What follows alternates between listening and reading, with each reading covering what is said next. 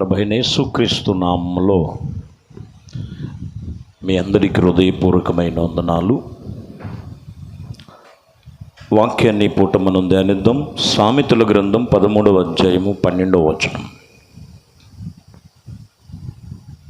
కోరిక సఫలము కాకుండా చేత హృదయములు నొచ్చను సిద్ధించిన మనోవాంఛ జీవవృక్షం. ఇక్కడ జీవవృక్షం సిద్ధించిన మనోవాంఛ. కొన్నిసార్లు మన మనోవాంఛ సిద్ధించబడదు.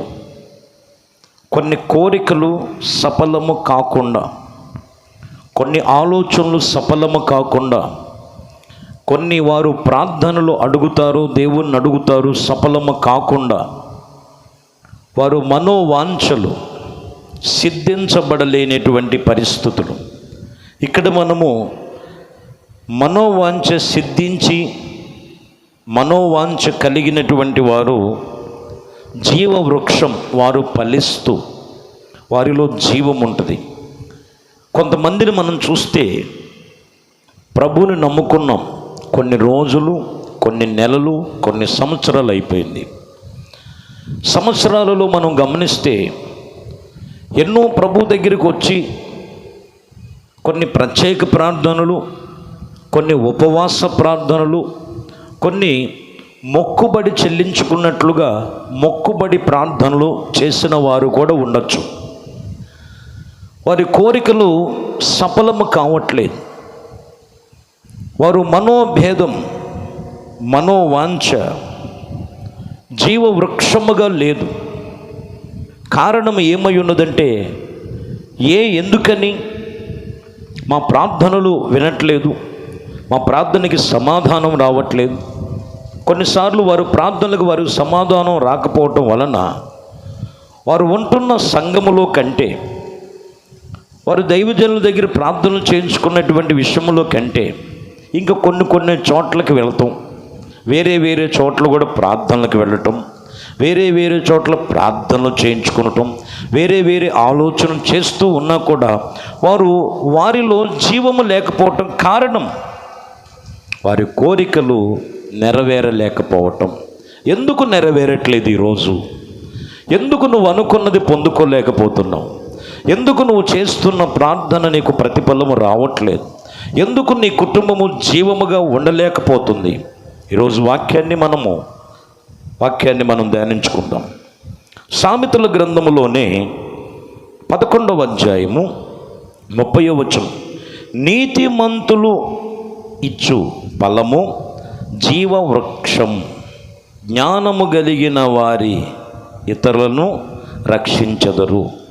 చూడండి, నీ యొక్క ప్రతి విషయములో నువ్వు ఒక జీవవృక్షమైనటువంటి యేసుక్రీస్తునందు ఆ జీవం పొందుకున్నట్లయితే ఇది ఎవరికి ఆ ఫలము కలుగుతుందంటే, నీతిమంతులు ఇచ్చు ఫలము జీవదాయకం, జీవవృక్షం. ఇతరులు వారు రక్షించే అనుభవంలోకి వెళ్తారు. వీళ్ళు చేసేటువంటి నీ భక్తి విషయంలో, చేసేటువంటి నీ ప్రార్థన విషయంలో, చేసేటువంటి ఆత్మ సంబంధములో నీతితో కూడిన భక్తి ఉండాలి. నీతితో కూడినటువంటిది నీలో ఉన్నప్పుడు నీతిమంతులు ఇచ్చు ఫలము అది జీవవృక్షము. జ్ఞానము గల వారు ఇతరులను రక్షించుకుందరు. జ్ఞానము లేకోకుండా మేమే ప్రార్థనకు వెళుతున్నాము కానీ మాకే ఏమీ లేదు, ఇక మీరు చేంజ్ చేస్తారు. ఇది జ్ఞానము లేని మాటలు. నీ ప్రార్థనకు ప్రతిఫలము రావాలన్నా, నీ ప్రార్థనకు ప్రతి కార్యములు పొందుకోవాలన్నా, నీ ప్రార్థనలో నువ్వు చేసే భక్తిలో నీతి ఉండాలి. నీతి ఉండాలి. నీతికి సాధనగా నీ అవయవములు అప్పగించుకోవాలి. దైవజనుడు పౌలు అంటారు, దుర్నీతి సాధనంగా కాదు, నీతికి సాధనంగా నువ్వు అప్పగించుకున్నట్లయితే ఖచ్చితంగా దేవుడు నీకు ప్రతిఫలం ఇస్తాడు. ప్రకటన గ్రంథం 19వ అధ్యాయం 8వ వచనం. మరియు ఆమె ధరించుకున్నటకు ప్రకాశమును నిర్మలమైన సన్నపు నార బట్టలను ఆమెకియబడును. అవి పరిశుద్ధులు నీతి క్రియలు. ఇక్కడ మీరు గమనించాలి. సన్నపు నార వస్త్రములు అంటే సంఘము, ఆమె అనే మాట మనం గమనించాలి. ఆమె ధరించుకున్నట్టుకు ప్రకాశమైనటువంటిది, ప్రకాశములను నిర్మలమైన సన్నపు నార బట్టలను ఆమెకి ఇయ్యబడెను. అవి పరిశుద్ధులకు నీతి ఫలము, నీతి క్రియలు అని కూడా చెప్పుకోవచ్చు. సంఘము ఎప్పుడు కూడా ఎవరికి ఆయన సన్నిధిలో ఇవ్వబడతాయి అంటే నీతి క్రియలు అనే సన్నపు నార వస్త్రములను పరిశుద్ధులకు ఇవ్వబడును. ఆమె అనే మాట ఇది సంఘము. సంఘములో పరిశుద్ధత కలిగి ఉండాలి. పరిశుద్ధతలో మనలో నీతి ఉన్నవారికి ఆ పరిశుద్ధత నిలిచి ఉంటుంది. ఇవి నీతి క్రియలు అని రాయబడి ఉంది. ప్రకాశమానములు, నిర్మలమైనటువంటి దేవుని యొక్క సన్నపు నార బట్టలను ఆమెకి ఇయ్యబడును. ఇవి నీతి క్రియలు. నీతి లేని భక్తి, నీతి లేనటువంటి పరిశుద్ధత, పరిశుద్ధత అని చెప్పుకొనొచ్చు. పరిశుద్ధత లేదు కొందరిలో.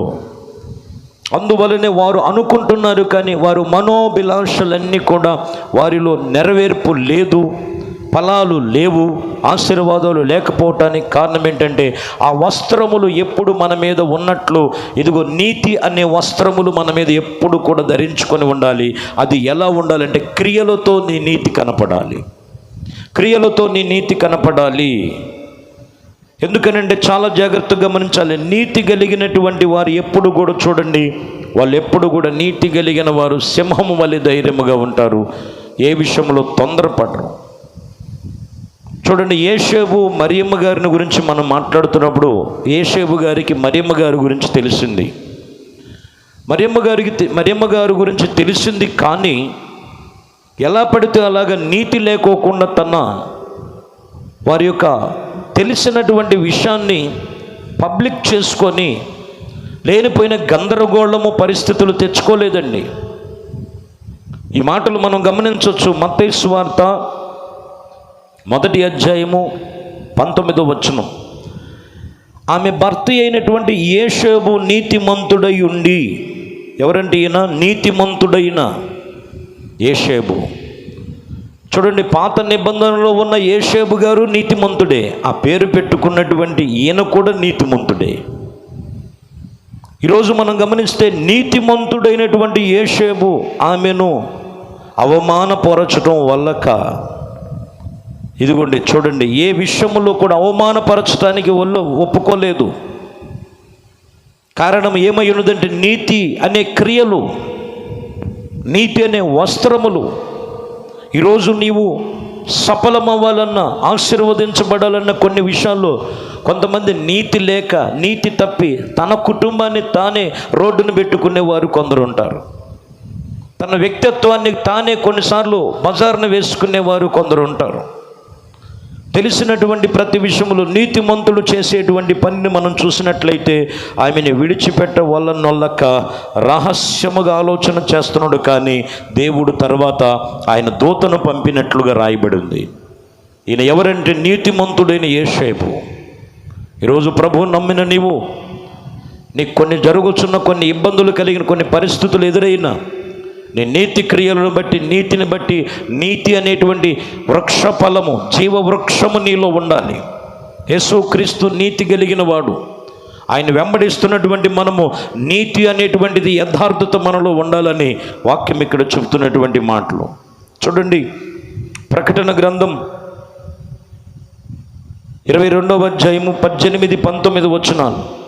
ఈ గ్రంథమందు ప్రవచన వాక్యములు విని ప్రతి వానికి నేను సాక్ష్యమిచ్చినది ఏమనగా, ఎవడైనను వీటితో మరియు ఏదైనను కలిపిన ఎడల ఈ గ్రంథములో వ్రాయబడిన తెగుళ్ళు దేవుని వానికి కలుగు చేయును. మీరు గమనించండి, ఈ గ్రంథమందు ఏమైతే రాయబడి ఉన్నదో వాటి విషయంలో కలిపిన ఎడల, ఎవరికో ఎక్కడికో లోకం మీదకి రాదండి తెగుళ్ళు. దానిని కలిపిన ఎడల వారి మీదకి దేవుని వానికి ఏం కలుగు చేస్తున్నాడు అంటే తెగుళ్ళు. రాయబడినట్లుగా తెగుళ్ళు దేవుని వానికి కలుగు చేయుచుండెను. ఇక్కడ మనము గమనించాలి, ఏ విషయములో దేవుని వాక్యము నీతిది, నీతి కలిగినటువంటి మార్గం అది. ఆ నీతి కలిగిన యథార్థమైన మార్గము మనం కలపకూడదు. రెండోది మనం చూస్తే, ఎవడైనను ఈ ప్రవచన గ్రంథమందు వాక్యములో ఏదైనను తీసివేసిన ఎడల దేవుడు ఈ గ్రంథములో రాయబడినట్లు జీవవృక్షములోను పరిశుద్ధ పట్టణములోను వానికి పాలు లేకుండా చేయును.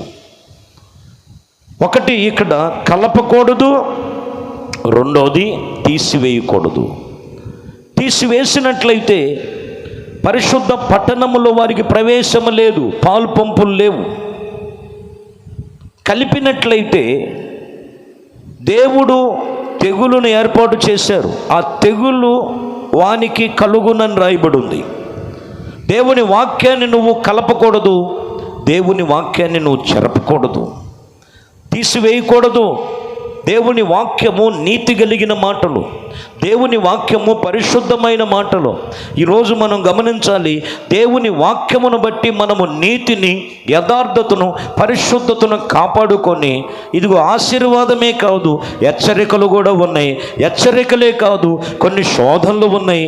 శోధనలే కాదు, కొన్ని పరిస్థితులు ఉన్నాయని వాక్యం హెచ్చరిస్తున్నప్పుడు వాక్యానికి అనుకూలముగా మనము నడుచుకోవాలి. అప్పుడు నువ్వు నీతి క్రియలను సంఘములో సన్నపు నార వస్త్రముల వలె వారు ధరింపచేసిన వారుగా నీ నీతి క్రియలు కనపడాలి. నీ నీతిని, నీ యథార్థతను చూసి నువ్వు అడిగిన, నువ్వు కావలసినవా ప్రభువును ఏమైతే విశ్వసించి వస్తున్నావో వాటిలన్నిటిలో తప్పక నీకు నెరవేర్పు కలిగి నీలో జీవము కలుగును. ఆ జీవము నీలో లోకమునకు వెలుగుగా దేవుడు ఆయన కృపలో స్థిరపరచబడును గాక. ప్రార్థన.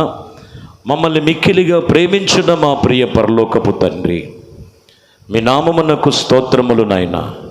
పరిశుద్ధుడా, జీవాధిపతి, ఈ వాక్యం విన్న మీ బిడలు ఇదిగో నా ప్రభువా, ఎక్కడ కూడా వాక్యముని కలపకూడదు, వాక్యముని చెరపకూడదు.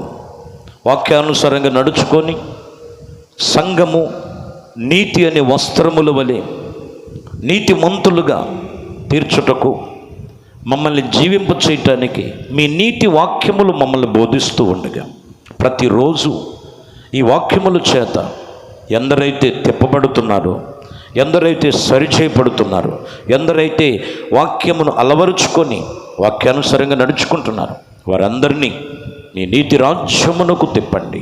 నీ నీతి రాజ్యములో నిలిచి ఉండటానికి ప్రతి ఒక్కరిని వారి వారి క్రియలు చొప్పున వారికి ప్రతిఫలము కలుగును గాక. మీ కృపలో స్థిరపరిచి, పరిశుద్ధపరిచి, మీ అమూల్యమైన కృప చేత, వాక్యముల చేత మరింతగా బలపరచమని ఈ పరిచర్యను జ్ఞాపకం చేసుకోండి.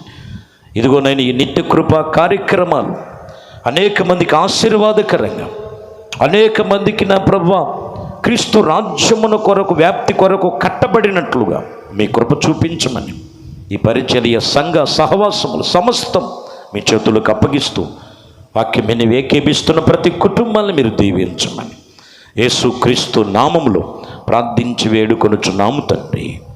ఆమేన్. ప్రభు మిమ్మల్ని దీవించి ఆశీర్వదించును గాక. ఆమేన్.